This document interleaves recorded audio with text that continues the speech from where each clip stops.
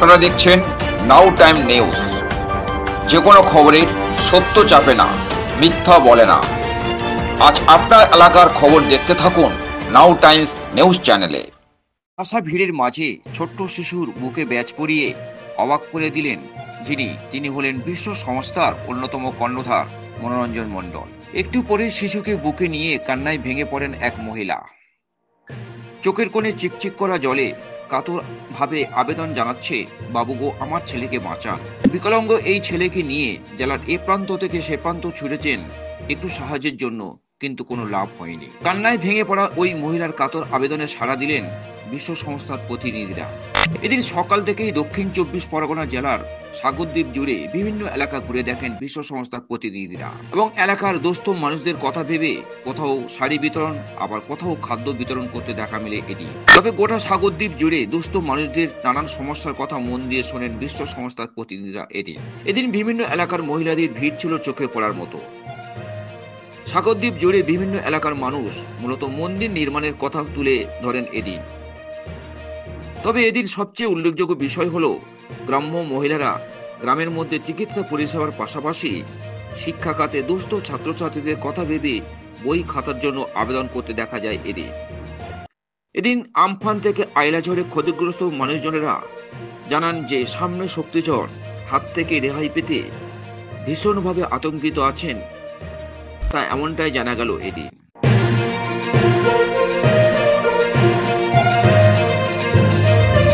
বিশ্ব সংস্থার সমস্ত যারা কর্তৃপক্ষ এসছেন এবং মিডিয়া সেল প্রত্যেককে আমার পক্ষ থেকে আন্তরিক শুভেচ্ছা এবং প্রণাম জানাই। এছাড়া আমাদের গ্রামের যে সমস্ত মা, বোন, দাদা, ভাই, কচিকাচারা যারা উপস্থিত আছেন তাদেরকে প্রত্যেককে যথাযোগ্য সম্মান, শ্রদ্ধা, ভালোবাসা জানিয়ে আজকের এই নরহরিপুর ষষ্ঠঘেরি পশ্চিম পল্লী। কেন আমরা পশ্চিম পল্লীর নাম না, আমাদের এই নদীর পর, আমাদের এই গ্রামের পর আর কোনো গ্রাম নেই, অর্থাৎ এরপর আছে হুগলি নদী। আপনারা দেখতে পাবেন ওই 5-7 ট্রেন চলে গেলে আমাদের নদী বাউন্ডারি, যেটা হুগলি নদী, এটার উপর চলে গেছে। এই হুগলি নদীতে আমরা কখনো ইয়াস, আমফান, বুলবুল ঝড়ের মতো প্রভৃতি ঝড়ে আমরা প্রত্যেক বছর কিছু না কিছু আমরা ক্ষতি হয়ে থাকি। আমাদের ঘর বাড়ি, গবাদি পশুর কাছ থেকে সমস্ত আমরা ক্ষতিগ্রস্ত হয়ে থাকি। সেই সঙ্গে নদীর জলোচ্ছ্বাস আমাদের উপর দিয়ে বয়ে যায়। অতএব আমাদের ইচ্ছা থাকলেও উপায় নেই, আমরা নিরুপায়। কারণ প্রত্যেক বছর আমরা যদি এরকম ঝড় জলে যদি দিন কাটাতে হয়, তাহলে আমরা মায়ের মন্দির বলুন বা যে সমস্ত প্রতিষ্ঠাগুলো করবো আমরা মনে মনে চিন্তা ভাবনা করি, কিন্তু অর্থ অভাবে আমরা করতে পারি না। সেই জন্য আজকের বিশেষ করে আমরা বিশ্ব সংস্থাকে যাদেরকে পেয়েছি তাদের কাছে আমি বিনয়ের সঙ্গে অনুরোধ করব যাতে আমাদের এই আশাগুলো পূর্ণ করে। সেই আশাগুলো আমি একটা একটা করে বলছি আপনাদের কাছে। প্রথমে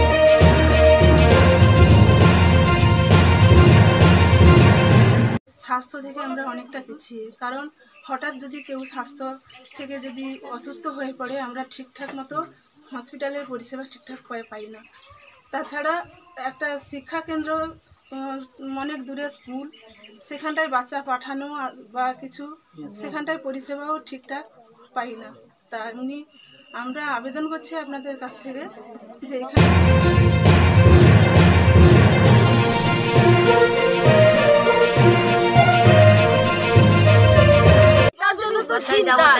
আমরা কোথায় যাব, কি করব।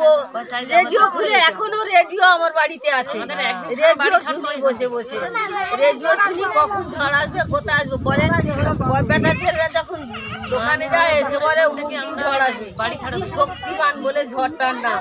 তাহলে আমাদের এখন থেকে চিন্তা, আমরা কোথায় থাকি, আমরা কোথায় যাব। এই বাচ্চা কাচ্চা নাতি পুতি, আমার ছেলে বৌমা যে চলে গেছে, 2 ছেলে 2 মেয়ে, সব আবার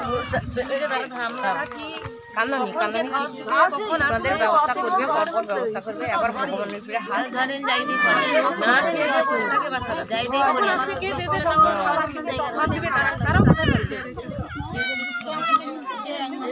কষ্ট ভগবান।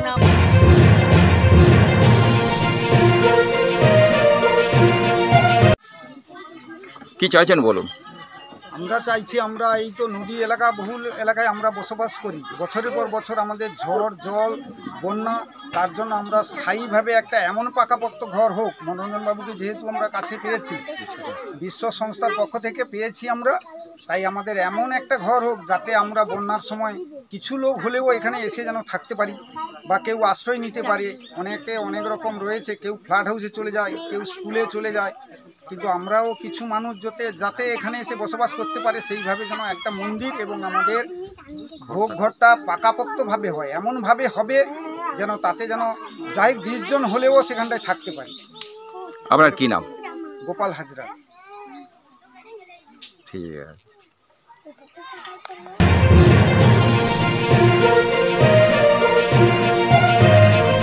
সাগরদ্বীপ থেকে ক্যামেরায় সুজিত মণ্ডলের সঙ্গে ভোলানাথ হালদারের রিপোর্ট, নাও টাইম নিউজ।